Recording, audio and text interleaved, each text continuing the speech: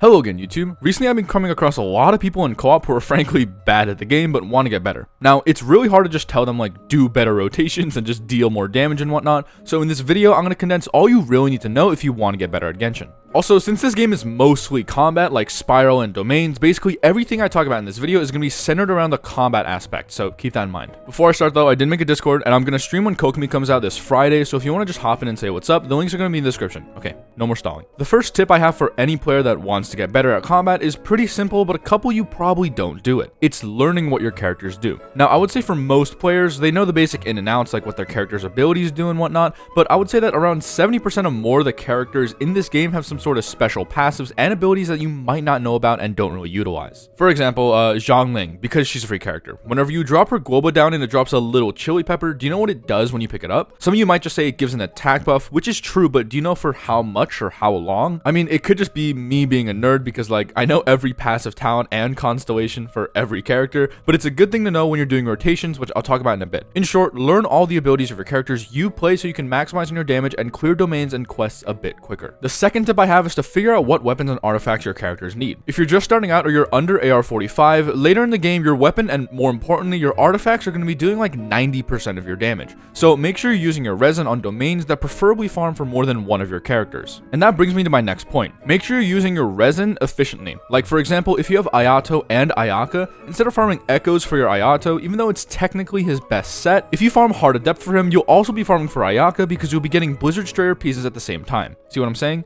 Emblem and Shimenawa's is probably what most players consider to be the most resin efficient domain because of how many characters can utilize the 4-piece and even the 2-piece set of both artifacts. Also, it might sound self-explanatory, but you're going to want to use the artifacts that are good for your character. For example, you don't want to run 2-piece Crimson on someone like your Ayato. Again, it's so basic information, but the amount of people I've actually seen run a 2-piece set that doesn't fit with their character is absurd. Also, to add on this point, sort of like tip 2.5, make sure that you prioritize stats over sets. Now, it's obvious knowledge that you want to run a 2-piece Hydro set on someone like your Ayato, but if those 2 pieces have like 25% less crit damage and no crit rate, then you're just going to want to use the other 2 offset pieces with more crit because it's probably going to be doing more damage than the 2-piece bonus from the other 2 pieces. Alright, the third tip I have is iframing. Now, iframing is one of the most important things when it comes to combat, and when mastered, can make it so you literally take no damage when fighting a boss. How it works is when you start sprinting or use your ult, you have a couple of frames where you don't take damage. Now, the bad thing about this is it's not really something I can tell you how to do or something I can teach. It's just a skill you learn when you play the game and fight more bosses. The only thing I can really tell you guys is if you learn the enemy's abilities and know when they're going to attack you, you can iframe it a lot easier and eventually it'll become muscle memory. So make sure to keep your eye on the enemy when you're fighting it to see when he's going to start attacking and then sprint as soon as it does so you take no damage. Tip number 4 is rotations. Now, it might sound obvious, but Genshin is a team game. Unless you dump Elon Musk levels of money into the game, you can't really solo a boss with just one character. You have to utilize your supports and everyone's kit in order to deal the most amount of damage as possible. But aside from just using your abilities, you have to figure out when to use them in the first place. For example, on the left is a child international team intentionally done wrong, and on the right is one with the optimal rotation. As you can see, the Primo Geovishap on the right dies way faster than one on the left, even though I used the exact same abilities. There's a correct and optimal rotation for every team in the game, so make sure you look up some sort of guide telling you what you should be doing for your specific team. The fifth tip I have is don't forget about your supports. Now, yes, most teams in the game have a main damage dealer, so it makes sense just to level up and sort of max out that one character so they can deal the most amount of damage they can. The bad thing about that is when you reach a certain point of how high you can farm for your one character, you start to min-max, meaning you'll be farming domains every day to get like 10% more crit damage for that one character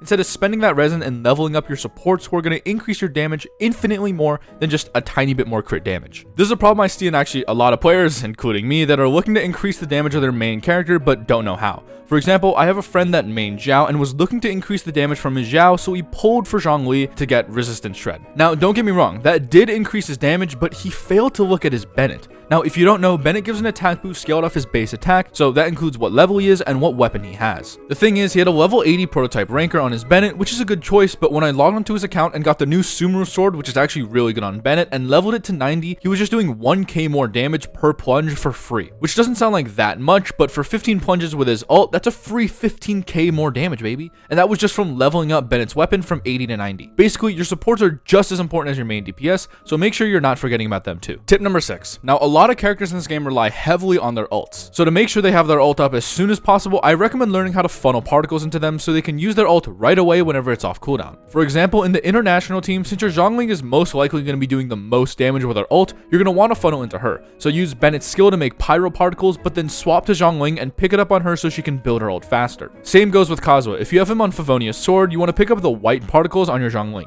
This is important because if you don't do that, then after your first rotation, you'll have this downtime where you don't really deal any damage because your characters don't have their ults. This doesn't really matter that much in the open world, but when you're fighting a boss in Spiral, funneling particles becomes kind of important in order to deal as much damage as possible without having a lot of downtime. Alright, second to last tip, number 7, and that is to look up some showcases for the characters you main. To me, this is actually one of the most important things because personally, I always find something new to add to my rotation or team whenever I look at a Spiral showcase or even sometimes a nuke showcase. For example, I've been playing Tighnari recently and saw a video of someone starting off the rotation with Tighnari's skill. So after you use all your support ults and shoot 3 times, it'll be back up on cooldown so you don't have to wait like 10 seconds or something. Little things like that to improve on how you can play your team and hopefully increase the damage output of your party as a whole. Now we're on to the last tip. It's probably the most simple out of this entire video. If you have a relative that you're close with and know that they have something called a bank account, you can sneak into their wallet or purse and pull out a card that says their name and a funny number on the front and back. If you input those silly numbers into PayPal and get yourself some Genesis crystals, you can get all the characters you want and refresh your resin to get even more artifacts. With this harmless little plastic card, you can also get every weapon in the game R5, and with those characters and weapons, you're on your way to becoming a god tier Genshin player and completing the hardest content in the game with relative ease. Well, that's all the tips I got. Let me know if I missed anything or what videos you guys want to see next. Apart from that, thanks for watching, I really appreciate it, and always, if you like the video, a sub to the channel is free and really helps me out. Also, make sure to join the Discord and follow my Twitch, because I'm going to be pulling on Kokomi when her banner comes out, so I guess if you want to tune into me losing my 12th 50-50, then I'm going to be live at Seiun 2 this Friday. Well, that's about it. Goodbye.